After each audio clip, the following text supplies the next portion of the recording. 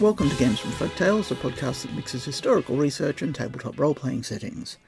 I'm your host, Timothy Ferguson. This year I've been participating in Dungeon23, which is a daily writing challenge, to get together material for a Venice gazetteer for Ars Magica or Maginomia. The first 4 entries for April have already been published as part of the March episode because they were to do with carnival masks, so I kept all of that material together. April 5th, Navigum Isides. This mystery cult was imported into Imperial Rome from Egypt. It focuses on Isis and uses a model ship in its rituals, hence the name Ship of Isis. Its sacred day is the 5th of March. Some scholars claim that the procession, the Carus Navalis, is the ancestor of Carnival. This may or may not be true in real life, but it might work for us in Ars Magica. It's a cult for seafarers and merchants, which includes most of the ruling class of Venice. April 6, Liston de Marcher. At the start of Carnival, people dress up, mask, and promenade in the Campo San Stefano. Later, the Liston, the promenade, moves to St. Mark's. It was so popular it needed the largest space. The 26th of December is St. Stefano's Saint's Day. Men wear a tabaro, a heavy cloak. Some women do also. Women usually wear the zendal, which is a black shawl, although some men do also. The tall shoes mentioned in earlier episodes are called chopines, apparently, and the fans mentioned in an earlier episode, where I discussed fans as a replacement for wands, are called ventoules. The 7th of March, Fat Thursday. Fat Thursday is the final day before Lent. There's feasting, dancing, bullfights, and baiting, and from 1548 an acrobat walks from a ship up to the campanile, then down again, saluting the Doge on the way. I haven't made clear there that they're walking up a rope from a ship, which is moving with the tide, up to the top of the bell tower. There are boating contests for both men and women. There are fights on the San Barbara Bridge, and it ends with fireworks, and there is art on ItalianCarnival.com. There's also a mention in my notes of Hunting Thursday, which is apparently a bull sacrifice. April 8, Cards. Basetta was invented in 1593. It's a game for 3 to 4 players and a banker. 13 cards per hand. Players each show a card, or more, and bet. And then the dealer shows the bottom card and pays out half bets. Then he deals 4 cards and pays matches 1 to 1, and then he deals another card and takes the matches for himself. You go until the money or the pack are exhausted. There's also a reparley rule for higher odds. The bank has a very severe advantage. In English it's called basset. When it gets to France, only the sons of nobles are legally permitted to be bankers. It's played mostly by the very wealthy. Its inventor was sent into exile for the destitution it brought on some of the noble families. The Birabissi is a lottery. There's a mention of burning lotto balls in Dante's Inferno. Primiera is a late 15th century game. It's the ancestor of poker. It has raising, bluffing, and card combinations. The public lottery, the Pieri e Botteghi a Rialto, pardon, I can't speak Italian, was first held in 1522 and the prize was real estate. The cards in Primiera are as follows. 4 high card, a 7 is equal to 21, a 6 is equal to 18, a 5 is equal to 15, a 4 is equal to 14, a 3 is equal to 13, a 2 is equal to 12, a face card is equal to 10, and an ace is equal to 16. A chorus is what we would call 4 of a kind, a fluxus is what we would call a flush, a supremus is the 7, 6, and ace of a single suit, a primiera is 1 card per suit, and numbers are 2 and 3 of one suit. April 9th, the First Theatre. Notes on key sellers. The first modern theatre in the world is built in Venice in the Maginomia period. It's called the Michieli Theatre. There are no tickets. People who want what we would now call a season ticket instead are given a key to a theatre box. If you aren't using your box, you can rent out your key for the night. There's even a particular peddler that people trust with their keys to hand them out and haggle prices. At some point, ambassadors are banned from hiring theatre boxes because these are great places for running agents. The first opera house was in 1637, the Teatro San Casino. Casino just means house, by the way. and the apparati of the theatre, the sets and props, are sidelines for some famous painters. April 10, my shopping list. Master Alexius's book, Monsters and Statistics, Generic Human NPCs, Covenant Creation Guide, Maps of Significant Places, Deck Plans for the Boccantoro and for a Generic Gondola, Generic Palazzo and Nunnery Plans, Deck Plans for a Galley, Great Galley and Round Ship, a Generic Speziale or Pharmacy, Stats for the mask characters, lists of their advantages and virtues, the Pentamerone monsters I've been putting off for years, and then consider some production details. April 11th. Master Alexius of Piedmont's Book of Secrets, Volume 1.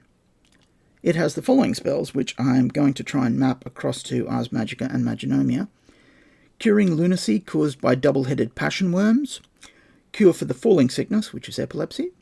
Oil of brimstone. To draw out the poison of wounds made by envenomed blades. To draw out animal venom.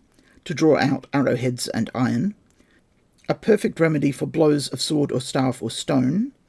A water to heal all manner of wounds that every man should always have in his house. To make red oil of St. John's wort. To cure withered limbs. Remedies for malaria, pleurisy, rabies, and scrofula. Plague cures and protective charms. Scented waters, oils and powders, soaps, perfumes, pomanders, jams, sugared fruit, sugared place settings, waters that make the face look 25 or 15, face treatments, depilatory creams, hair and beard colours, dyes, paints, inks, silver points, powder to erase letters or mistakes. Recipes to make quicksilver, cinnabar, aquafortis, and to make medals. How to gild iron with water, foil and quicksilver. How to gild silver. How to counterfeit a diamond with a white sapphire. How to fuse rubies or emeralds into larger rubies or emeralds. How to gild copper. April 12th, the second book. Spells included: how to make cosmetics, oil of vitriol, to colour stone or metal gold, to make iron or steel soft, to harden iron or steel, to make a glue that holds like a nail, to cause marvellous dreams, an emetic for poison, to have a good memory, to make no dog bark at you, to have steel cut iron like lead, to make bones soft, invisible ink triggered by water, invisible ink triggered by fire, to make wild beasts not hurt you, to be safe from serpents, to see wild beasts in a dream, to make an apple or ball that provokes sleep, to dye copper into gold, oil of brimstone, salt ammoniac, to dye iron gold, to dye iron silver, to erase letters from parchment, to make dry vinegar, cures for sickness, magical fish bait, seasickness cures, remedies for deafness, remedy against scorpion stings, magical bait for fowls, cure for salamander bite, cure for snake bite, cure for rabies, cure for venomous stings, to drive venomous beasts from your house, against poison eaten or drunk, to not be stung by scorpions, to not be stung by wasps or bees, for one who has eaten toadstools, safety from all sorcery and enchantment, safety against all lightning and tempest, to grind gold and silver, to imprint metals, to make metal seem like silver, to make a light in the night, to attract fish, to make a stone which creates flame when it is wetted with spit, to make oil of laudanum, to make leather look like gold or silver, for one who cannot sleep, to detect arsenic, to restore letters, and equine medicine. April 13th, the third and fourth books of Master Alexius of Piedmont.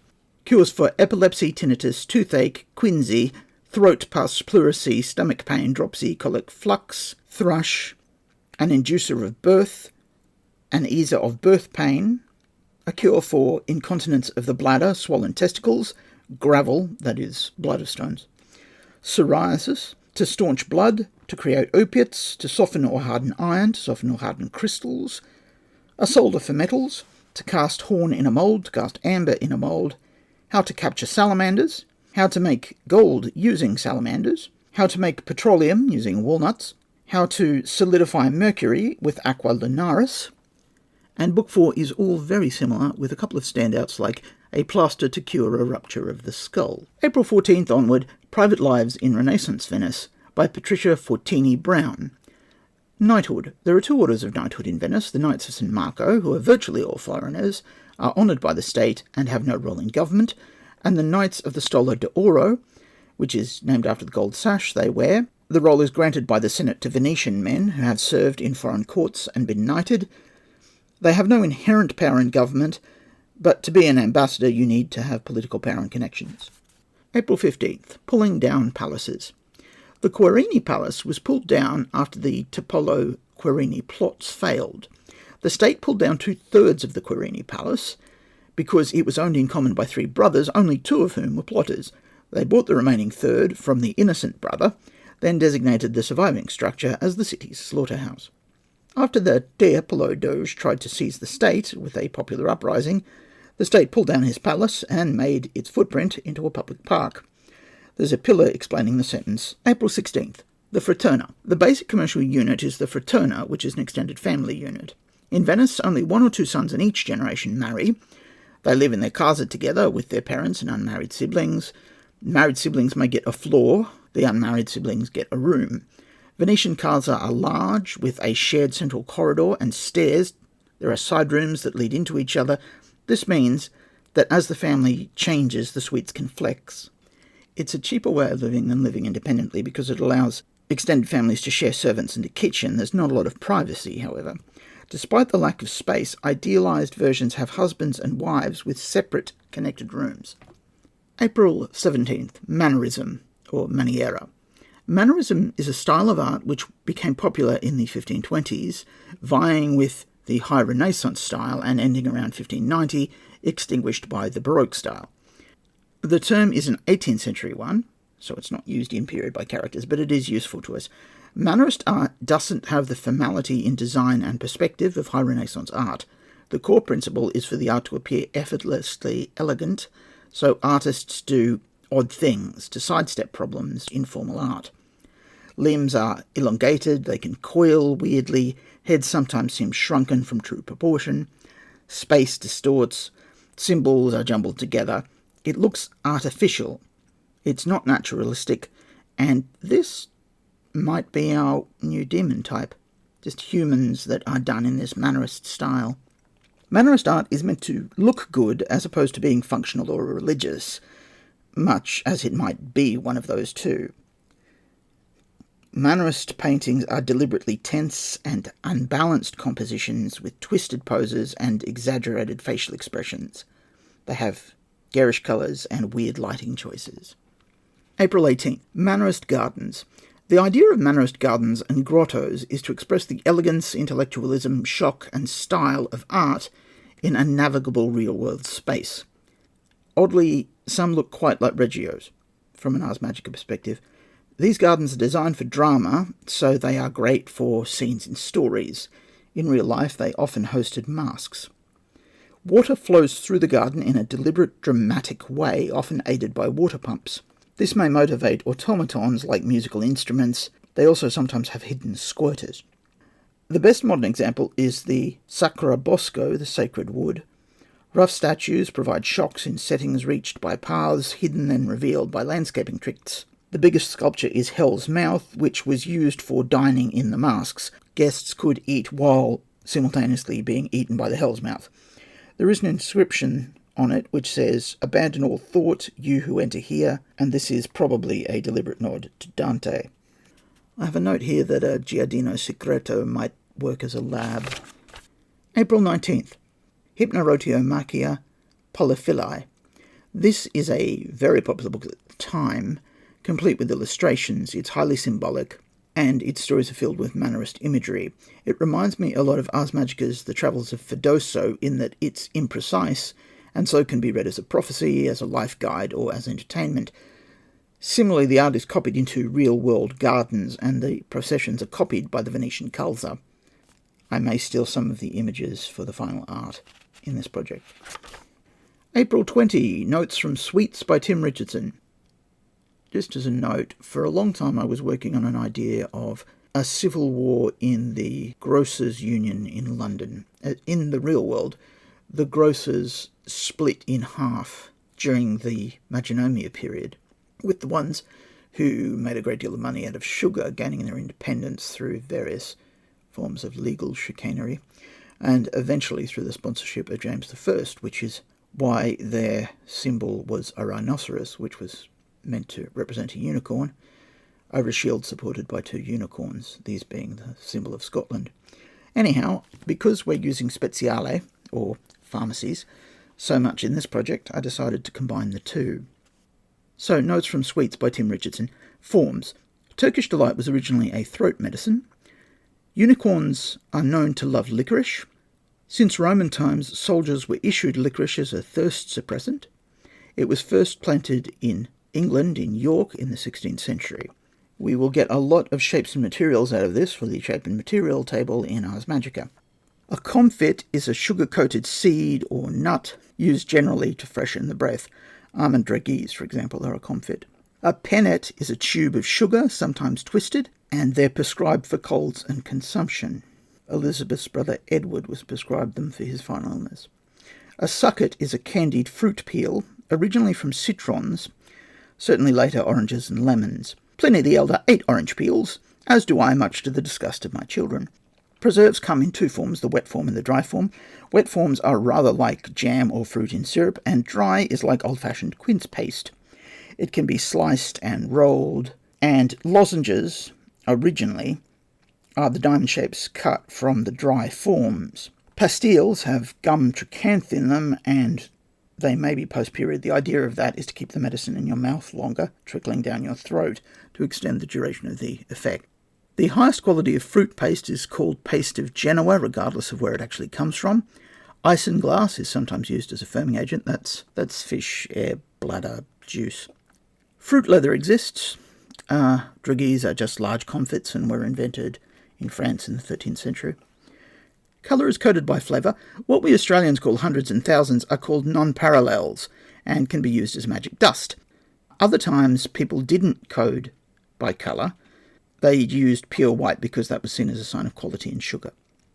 I have a note here to check the names of all kinds of wares by Thomas Newbery. It notes that as a quick cheat you can dip something in egg white and then shake it in sugar to make coarse but quick comfits.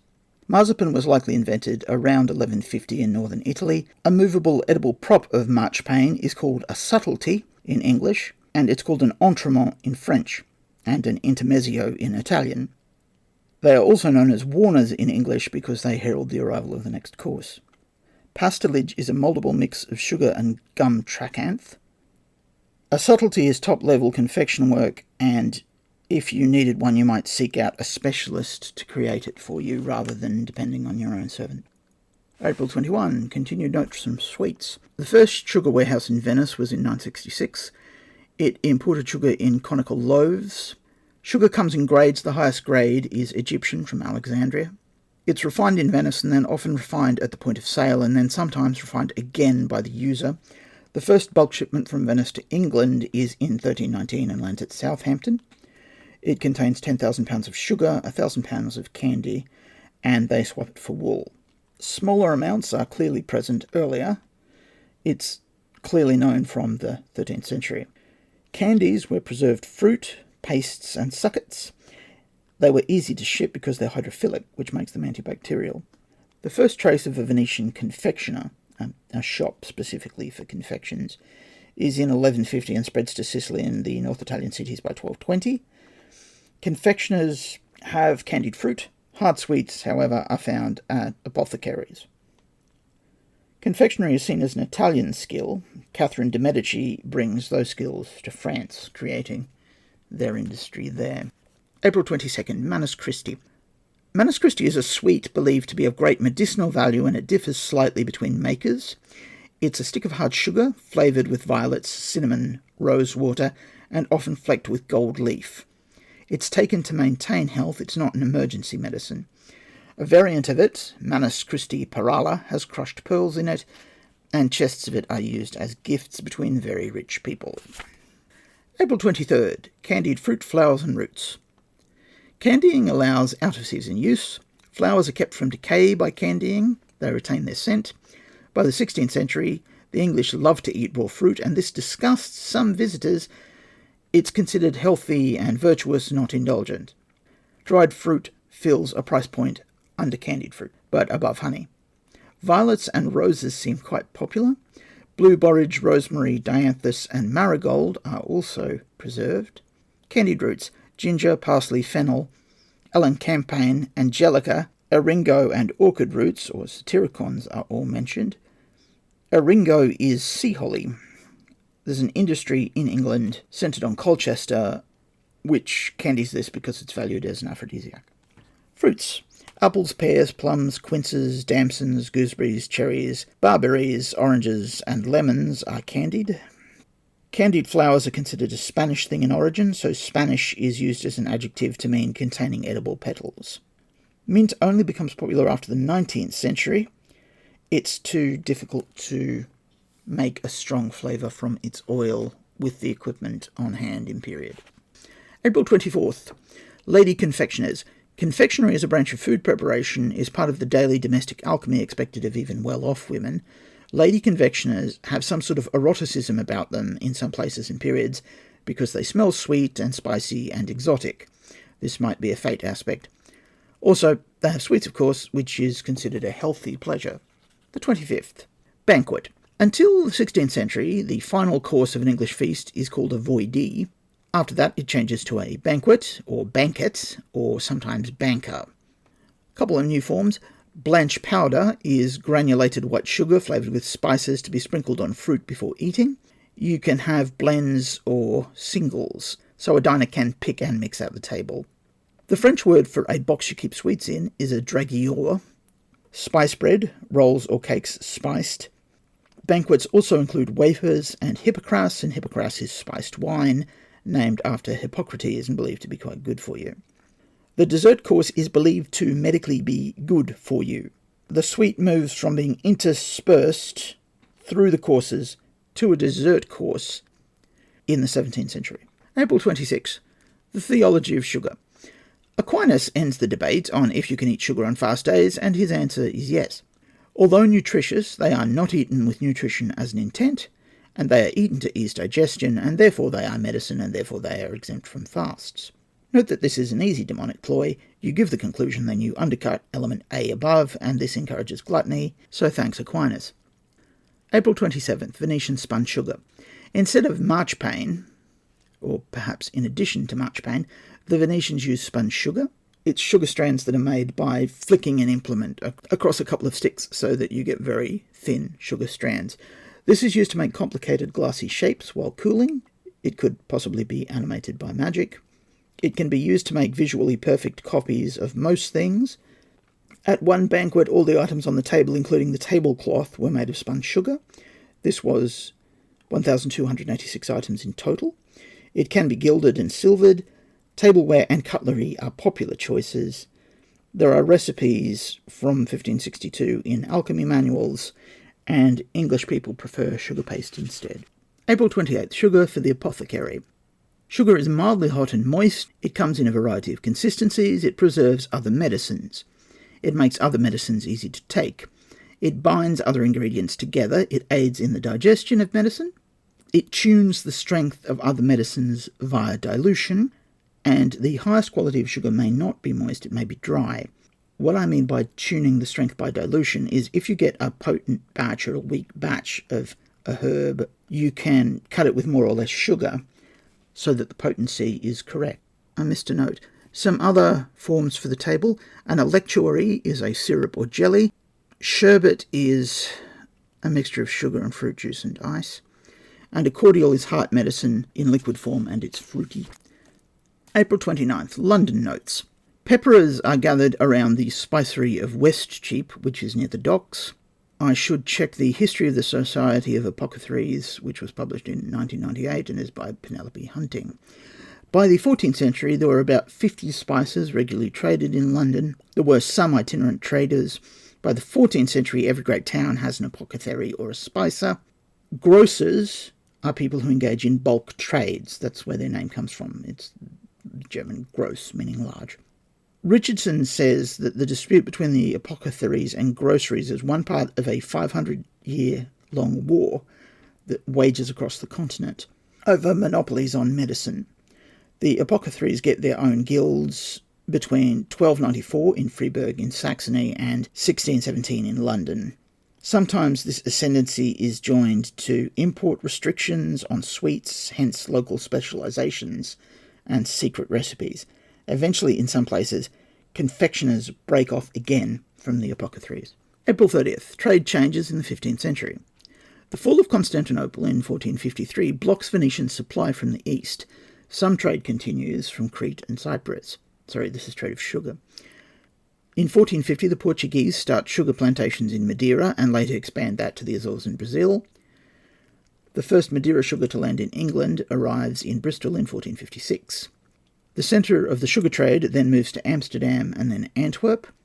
Volumes are very high compared to the Middle Ages, but the Spanish and Portuguese duopoly keeps prices low but stable.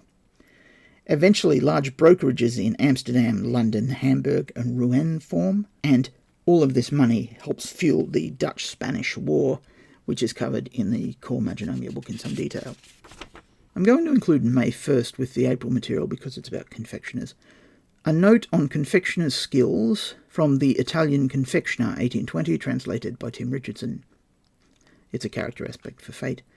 To make gum paste properly, great care and dexterity, much patience, some knowledge of mythology, of history, and of the arts of modelling and design are requisite. That's the end of the notes from Tim Richardson's Suites. Next we will move on to Venetian Legends and Ghost Stories by Alberto Tosso-Fay, and then go back to the shopping list, but that will be for the May episode. Your saga may vary.